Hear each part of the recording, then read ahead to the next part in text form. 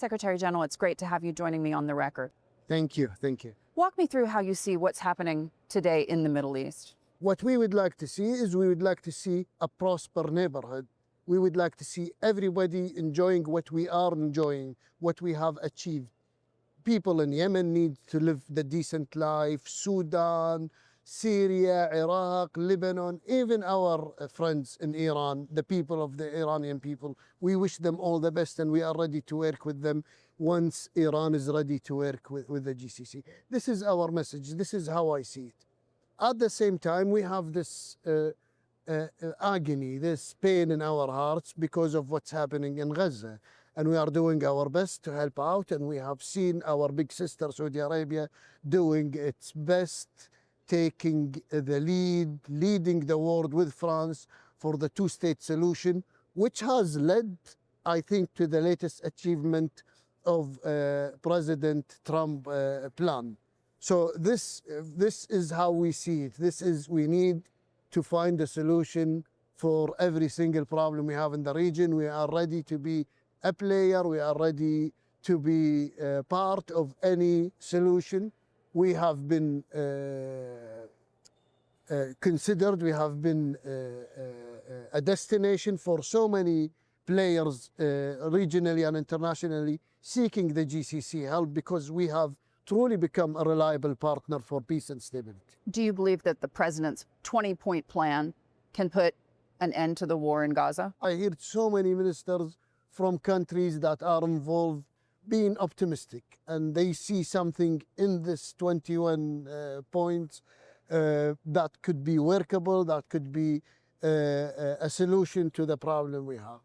Yet again, will Israel, will Benjamin Netanyahu accept these 21 and interpret them as everybody else interprets them, or is he going to find his own definition and in his own way to interpret these 21 points? This is what we need. We seek a real partner in peace in Israel in order to really find a solution. Some of the foreign ministers here at the Munich leaders meeting have suggested that if Mr. Netanyahu doesn't acquiesce with this 20-point plan, that he will find a much more hostile neighborhood going forward. They know now who is behind the real problem. It's him. It's his government. It's not the Israeli people. It's this government that is not seeking peace. We see on a daily basis 100,000 of Israeli going outside demonstrating against him and against his crimes in Gaza. It is just this government that we have a problem with. We have proven, the Arab world have been proven that we are peace seekers. Do you believe that Benjamin Netanyahu can find that peace between Israel and the rest of the Middle East? So far, he has not been proven to really seek peace. He has proven that he is full of rage and anger and he wants to destroy every single thing. I mean, how could anybody really see what we see in Gaza and never have any feelings or nothing moves inside? Do you believe that the world is finally beginning to listen? I think so. I think so. This latest ONGA in New York, the vibe is totally pro Palestine, pro finding a solution. Even the toughest countries that are, sometimes having a harsh stand on this issue have been lenient now and more acceptable to a better life, a lasting solution, the two-state solution for the Palestinian. I think I'm optimistic. One of the points in President Trump's plan would suggest that there will be a peacekeeping force deployed in Gaza. The GCC has deployed forces before. Is that something that you foresee happening? I don't think it's an option for the time being that to send forces, because it's just too complicated of a situation. What is the mandate of the forces? What are the areas they will cover? Under whose leadership the forces will be? Will they be under a UN mission or each country by itself? Who is in the mission? it's too complicated of a situation. I think, in my own opinion, is a UN-led mission might be the best way, because in that case you will know exactly the mandate. There is a Security Council resolution behind it that explains it. You need, and also giving the Palestinian their right to govern themselves and bring in Palestinian police, and maybe is the best way.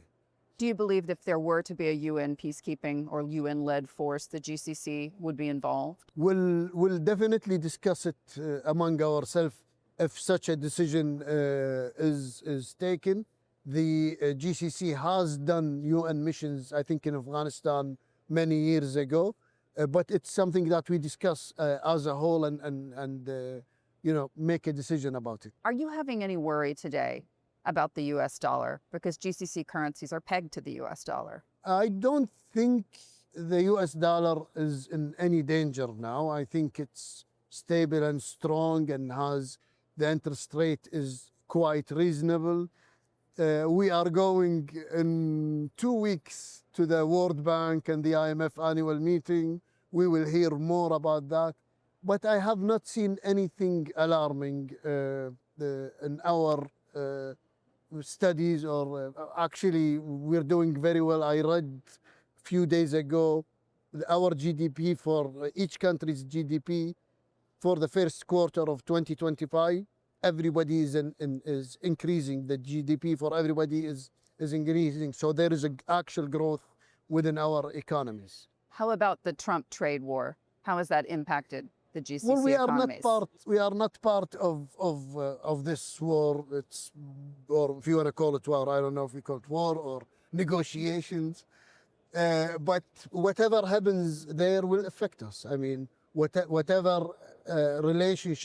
economic relationship between the US and China, not only the GCC, everybody else will be definitely affected, and will watch it very, very closely.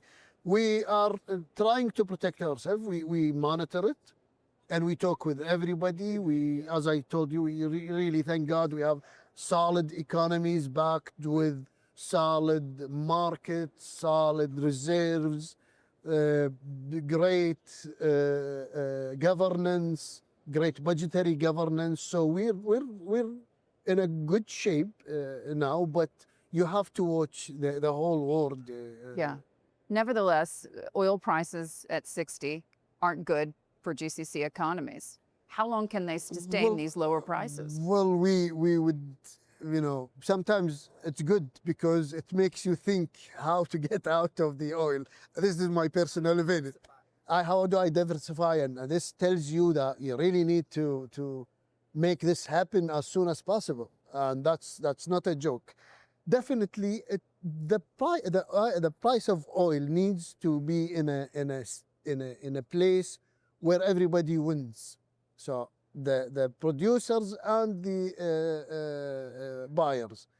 Are we talking like $80 a barrel? That would be really nice. I think 80 is a reasonable price, but it's supply and demand. And we've always seen it with the oil. It's a cycle. It goes up, then it goes down, and many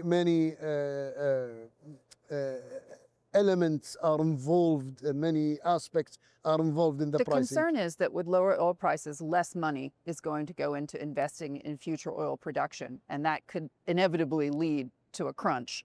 Is that something you think about? The main thing here is we are a reliable partner. We want to be at everybody's consideration once there is shortage in demand.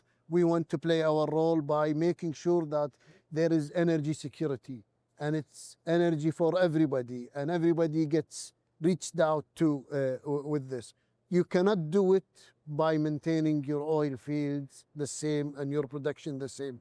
The world is growing, economies are growing, new aspects of science is growing. So the demand will be there. The demand will be bigger.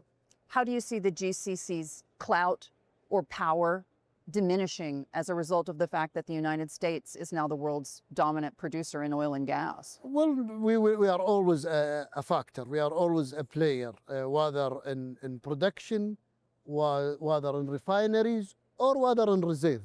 Number one, oil reserve is in the GCC, and number two, gas reserve is in the GCC. We believe the world is big enough to contain everybody. We believe we need to speak with our partners, especially the United States, which is a strategic partner of GCC, on all sorts of issues, including the energy and oil production and gas production. Tell me about the relationship with China. China today has become a major player in the GCC, and not just in the sense of buying its oil. Right. We have a very strong strategic partnership with China. We are in continuous discussion and talks with them. We held our first summit with them in 2022 in Riyadh, Saudi Arabia, and that summit was the cornerstone of our relationship. And it's so many parts, so many areas developing. And you don't see that as contradictory to the relationship with the United States? Not at all. Why? No. Because we are friends with everybody. We stand in the middle and we reach out to everybody from the same distance. We should not be judged because we have a good relationship with China, nor should we be judged because we have a good relationship with the United States. It is politics, it is relationships, it is strategic dialogue. The United States never tell us whom to be friends with and whom not to be friends with. Last month, in September 1st, we held, September 11, we held our 7th ministerial meeting with Russia in Sochi. So we are friends with everybody. This is our, doctrine. Tell me this. In your mind, what is the greatest existential threat to the GCC today? Well, I think the most threat, not only on GCC, on the whole world, is not holding regimes or government or countries unaccountable. If you let one country that is not respecting laws, not respecting international laws, not respecting United Nations charters, and you let them go by and pass without any judgment, without any accountability, other countries will be encouraged, other countries will do the same, other countries will do or take the same approach, and then all hell is loose. Every country will deal with itself as it wish. This is the most dangerous thing, I think, on humanity. We need to respect the United Nations Charter. We need to respect humanity. We need to continue this dialogue among all of us to reach this one stable world. Another thing that is also a bit worrying to me is the situation in Africa. There are countries, and the people of Africa really need our attention, really need to give them the support that they do. GCC countries have major development and humanitarian assistance programs in Africa.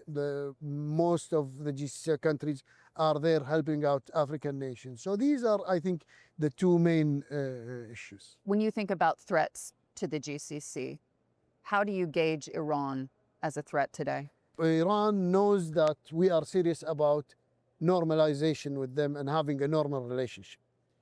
We have a decent relationship, but we need to make it a better relation. How do we do that? By Iran taking few measures. We need assurances of non-interference. We need assurances about respecting laws and international law. We need assurance not to, engage with the Shiites, with the minorities or whatever in any GCC countries. We need serious commitment from Iran in order for us to move forward in this relationship. Iran is a neighbor. Iran is an important neighbor. They know that we are serious about this. We cannot do this unless we have a dialogue with them.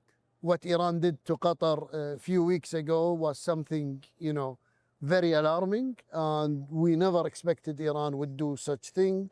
We are not part of what the United States did to Iran. They know that, and yet at the same time they chose an American interest in a GCC country where there are many American interests in our region that is not in the GCC, but yet they chose a GCC country, which is alarming. Yeah. Do you think that the current leadership in Iran is a leadership you can work with? Well, we try to convey the message that I just told you to all leadership in Iran. We try to listen with them. We try to engage with them. We always give whomever in front of us the benefit of the doubt, and we try to find a common ground with Iran and with others. Secretary General, it's great to have you on the record. Thanks so much for joining me. Thank you so much.